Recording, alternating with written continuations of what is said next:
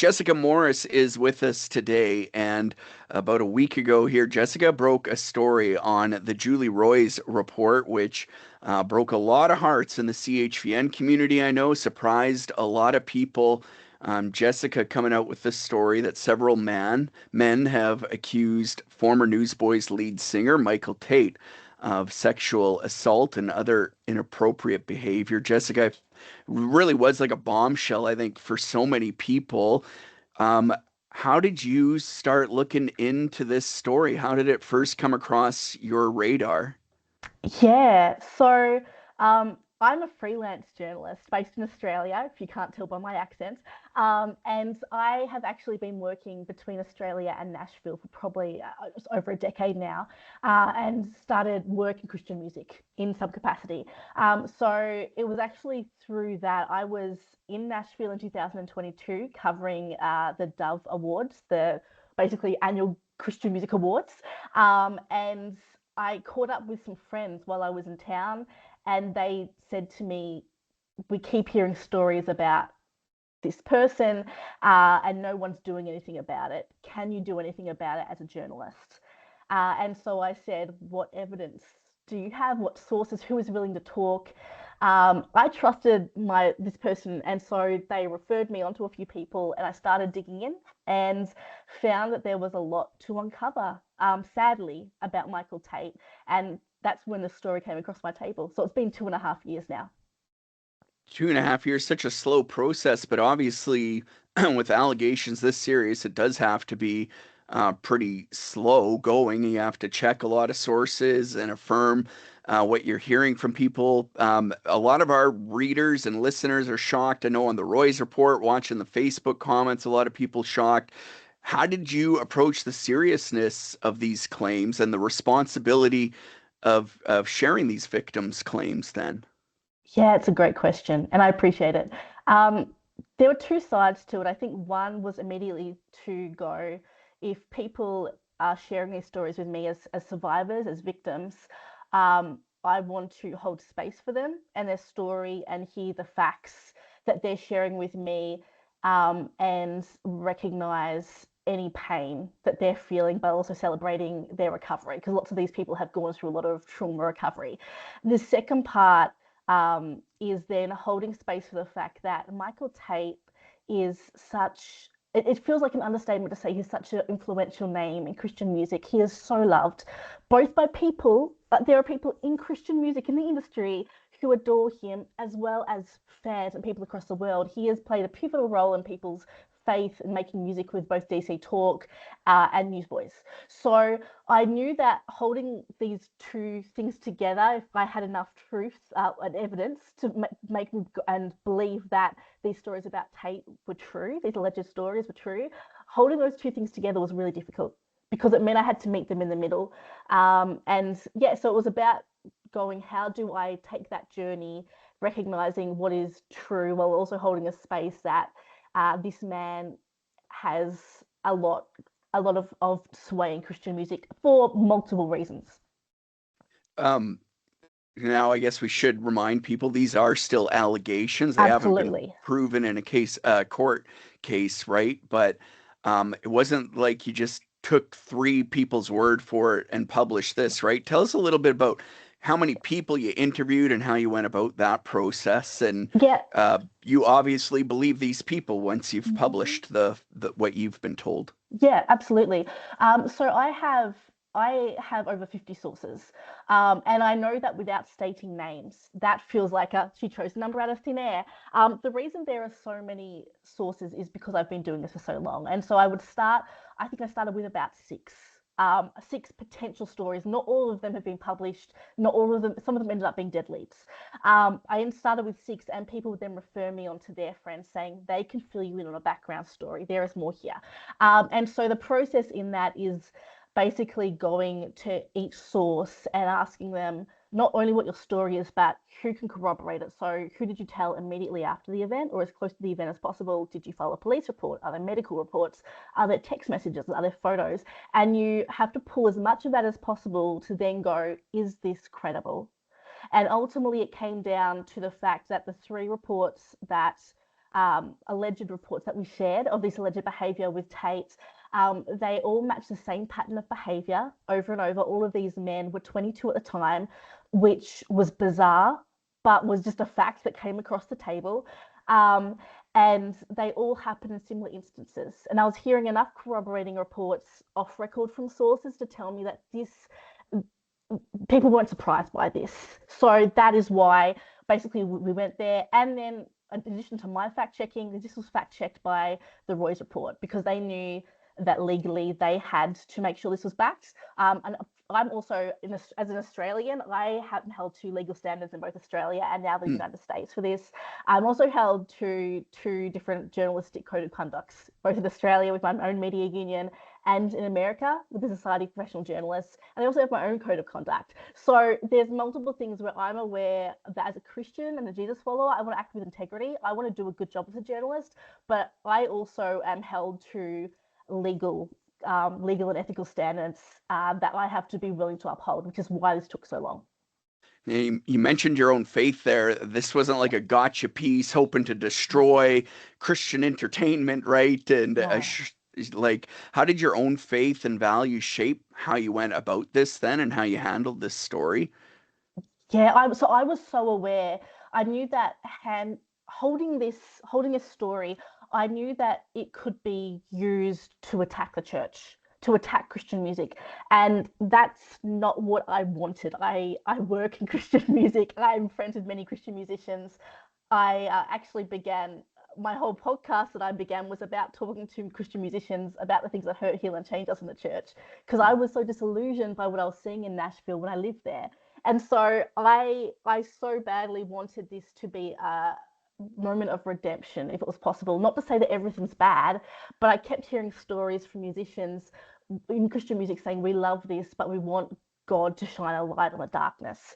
And so for me, in my profession and as my faith, that really drove me with this story. But personally, it was really about the fact that I've had to reckon with my own faith in this situation, and the fact that I believe in a good God who is kind and loving and compassionate and just.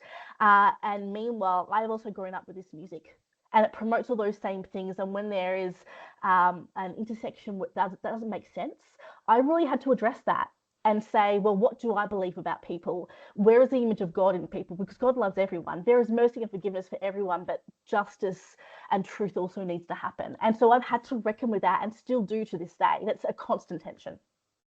Yeah, we kind of did a story on it here, and by that I mean we posted this is what the Roy's report is reporting, Yeah. and Jessica Morris is reporting on the Roy's report. But I did have a lot of comments like, why would you even talk about this? And it's exactly that, though. Like, I think the church uh, it's not good, but the church has done a good job at ignoring abuse for far too long, right? We tend to sweep it under the rug, and now it's just all been coming to light the last few years, especially through people like Julie Roy's at the Roy's Report.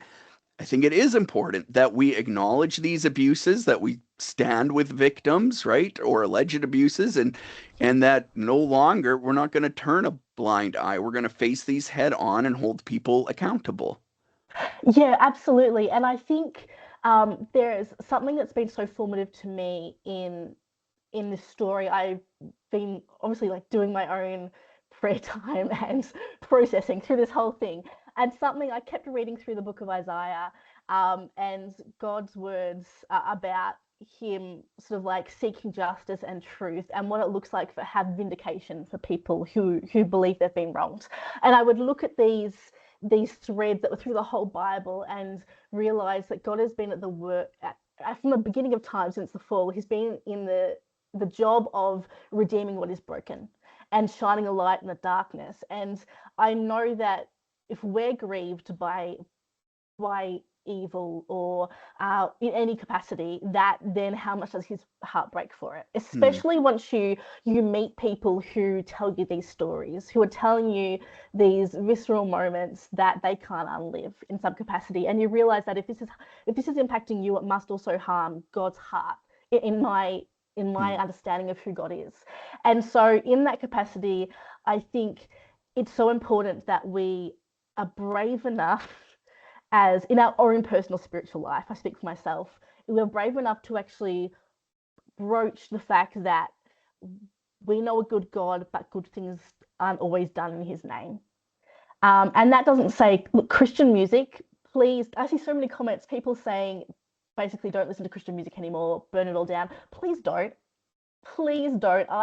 The reason that I know that there is a good loving God through the process of this story is because I have talked to so many sources. The vast majority are still in Christian music. The vast majority know God. They love God. They are passionate about people coming to know God. And I see the image of God in them. And they are the ones who have said to me, please, we don't want this to burn down, but we need some justice here. We need this called out so that we can move on and make this a safer place for other young, vulnerable people. And so that's why we do it. We do it because it's been God's mandate from the beginning of time, and because the actions of people are actually separate to the will of God in some cases. Well, that's good. In a little while, I was going to ask you, like, what do you say to people who are disillusioned by this? And like, even myself, I've been struggling the more and more stories we hear like this, right? And I'm like, is any of this real? Does anybody have a pure heart in any of this? Or is it just easy money? We'll write a love song, but switch out the words to Jesus, right? And we'll make a bunch of money. And is that all that it's about? And then is that all that I'm participating in as a member of this industry, right? So it's been a really hard thing to work through as a pastor and a radio DJ. So Oh, absolutely. And I think there's two parts to that. I think the one part is that it's really great for people like you and I would actually say like consumers of Christian music in that capacity. Like as Jesus followers, we also enjoy this. It's really important that we are mindful of what we consume. So it's important that sadly, we can't always take things at face value. But that doesn't mean that everything under the banner of contemporary Christian music or evangelical culture is bad. We know that the core of who God is and the belief system is all good and true. And I can attest to the fact that the vast majority of people in this industry, like I would say in your church or in your job, they are good people. They're flawed people, but they're good people like you and yeah, I. And so I think we have to hold attention to the fact that contemporary Christian music is an industry, just like you could say the secular industries, in the sense that they both run, they both need money, they both need profits. And these are artists who do this because they love it, but also because they are making a living and they need to feed their families. There's two tensions here, and so many of these artists, they begin when they're teenagers or in their early 20s, and if they don't have the right oversight or mentorship, they're really trusting their management. And look, management can be great and really protect them, but there are only a handful of, I would say, about the Christian music industry, there are only a handful of really powerful camps in Christian music, different record labels, a few different families, a few different festivals. And there are really good people in those camps, to be clear, but money, like the amount of money that is there, is far less than secular industry or country music. So people who are in Christian music are doing it because they believe in it, as a general rule. And so, but they have to stay within this industry and stay within this form, because if they step out of it, they are no longer getting that salary. Or if their song, which they are writing and it's truthful and beautiful and honest, if it's not getting radio play because it's not what consumers are currently loving, even if it's honest and true, they're not getting paid for that. How are they going to feed their family? How are they going to pay their mortgage? And that's the juxtaposition of the fact that these people are also on stage professing faith. And so they also come on stage, and we really see them as ministers of the gospel. hmm And some come on stage and present like that. And we have seen Tait does that. yeah, And that's not a judgment on him. It's part of what nearly every contemporary Christian musician does. yeah. And part of the reason they have a legacy. And so I think it's holding space for that, going, well, these people have a responsibility to share their faith, and they nearly are ministers of the gospel, but also they're human beings. Yeah, How do we hold that faith? That's hard. exactly. There's something about like I just think maybe we do it a little bit wrong or a whole lot wrong, right? And I remember when I was doing as a pastor and doing my master of divinity, one of my professors always told us as future pastors, do not let your congregation put you up on a pedestal, because guess what? Everything on a pedestal comes toppling off eventually. And talking exactly like pastors finding themselves in moral failings, right? And no, you need to live this life of honesty and transparency with your congregations. And we probably don't. I don't know. We just don't hold that space for our musicians or our famous pastors, like to be real and open and honest and transparent with us, I think, right? So, Yeah, and I think part of it is the culture because they are when they're sharing their preaching, their sermons, they're doing life with us. They sort of are nearly stepping in with a position of authority. So hmm, we're learning from them. And when you have, I would say, like Christian musicians or people who affiliate that, they are nearly investing in your faith. Their songs and their stories become part of your testimony. So it's one thing to say, yeah, they're human. And you know what we do? I think there needs to be a shift in the culture of how we see Christian musicians and their accountability measures and the fact that they're humans. But at the yeah, same time, they are also in this position of authority, you could say anointing. And so they do, in some sense, carry that extra weight. yeah, It's not unreasonable for us to expect them to act above moral reproach, but at the same time, they feel the weight of that too. And I think for the most people in this industry, they bear that and they do the best they can with that. And then you get instances like these allegations where you are seeing what appears to be the absolute worst in the underbelly of Christian music. And that's tragic because it's not all like this. This is, I would say, probably the darkest side of it that I have seen and heard of in my career so far. okay. And your story kind of alluded to like there is a bit of a dark underbelly to this industry, Yeah. right? And behavior like this or other types of behavior as well that maybe people might be shocked by. I guess part of this in your reporting is not just talking to alleged victims and people that know them, but also reaching out to the accused for comment. I know when the Yes. story broke, the story said you had not received any comment from Michael Tait or representatives. Has that changed yet? Have you heard anything? No, so we reached out to Michael Tait 48 hours before the story broke. Actually, probably slightly longer than that. So I would say between 48 hours and 72 hours before the story broke.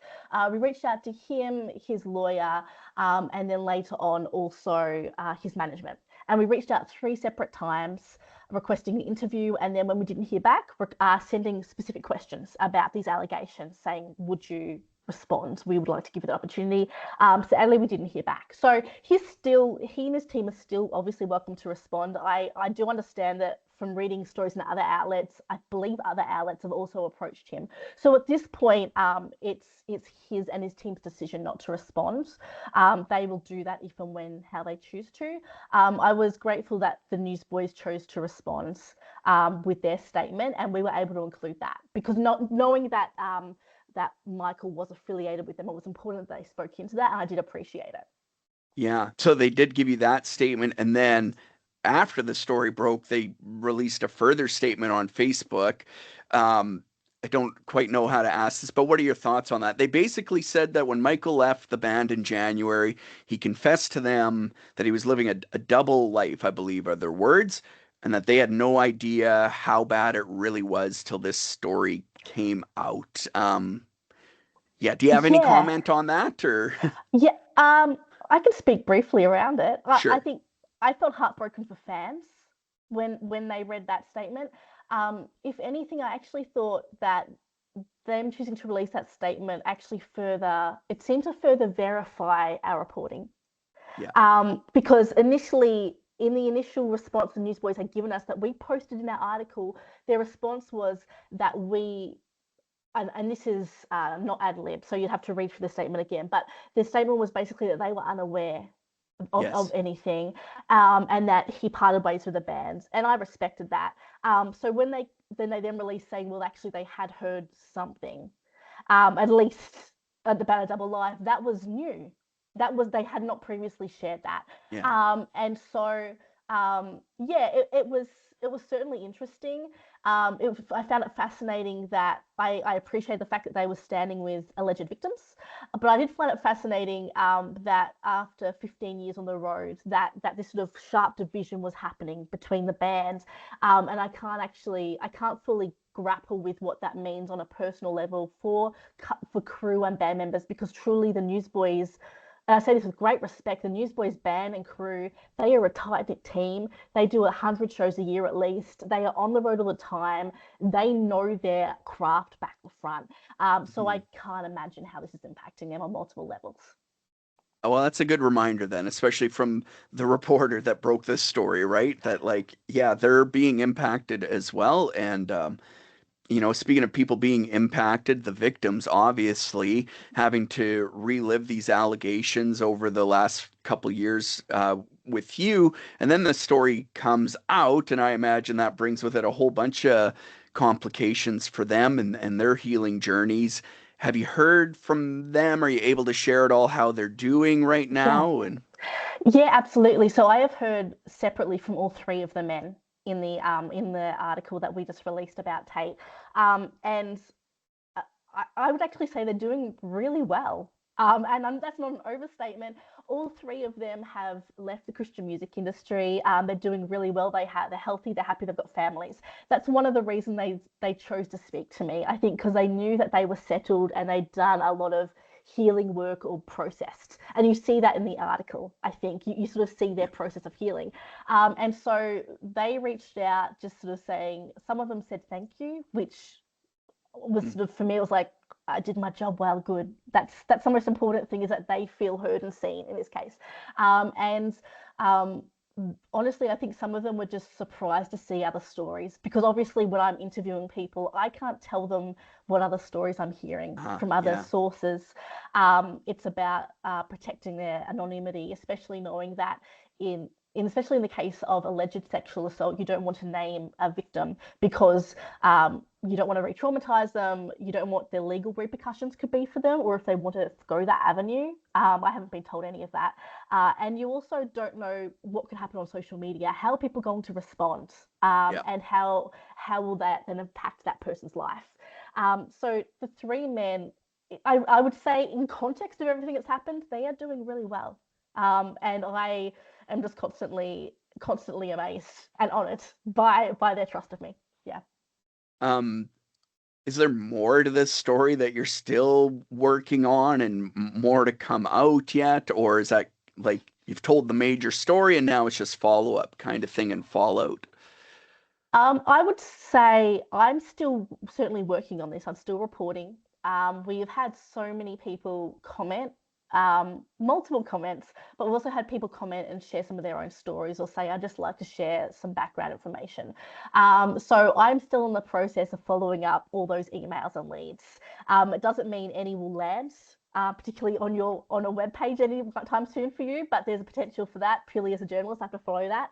Um, so look, there's potential that there is more. There will certainly be further reporting coming out. I think over my 2.5 years of research, I've learned so much about the culture of Tait and the Christian music industry that there are certainly stories there worth sharing. To the same gravity of this, I couldn't speak into. I think this is probably the most shocking of what I have heard. But certainly, I think while there are important stories to be shared, while there is credible evidence, and while there is a heart for, I guess, redemption or restoration and a pursuit of truth, and a want of that from so many people in Christian music and the church, I think there's a place to keep reporting. So we'll see what happens, but I'm certainly still working on this. What's your hope for, I don't know, people that read this and, are, especially for me, the newsboys were always Peter Furler, right? But I've Yeah. heard from so many people now, they're like, the newsboys were Michael Tait, right? And everything's Mm-hmm. just shattered. What's your hope for people that have read these stories now and are trying to balance what they've read with their faith and everything else? Oh, um, it feels so cliche to say that I feel for you and the pain that you're feeling right now. I know it sounds cliche because I'm the one who wrote the words, um, but I have experienced it myself. And so my hope is that in this process, I would say, one, thank you for even reading the article and even considering it. That's a huge deal. Um, my hope is that you would hold space to process the facts, the figures, the pain, so you can make your decision on how you're feeling. and then sort of go, okay, well, then what does that mean for my faith? Because the fact is that the actions of specific people, or alleged actions of specific people, um, they don't change the character of God. They don't change the nature of God. They don't change the beauty and how sacred God's word is. So I believe that there is still room in the midst of all that for some people. The music that Tate has sung can still impact you. It can still be a beautiful part of your story. God can use anything, and there's doesn't mean that everything. You can't say that things are false. I think you can say in this case, it doesn't mean things were insincere. So if God has used stuff from DC Talk or Newsboys to minister to you, that is still God. If that Mhm. still reflects the character of God, that is still God. But how you choose to process that, give yourself time and space to do it. I think your faith, your identity in Christ, and position in the church isn't reliant on Michael Tait's faith, or not that I know anything about that specifically, or his actions, alleged actions, I would say.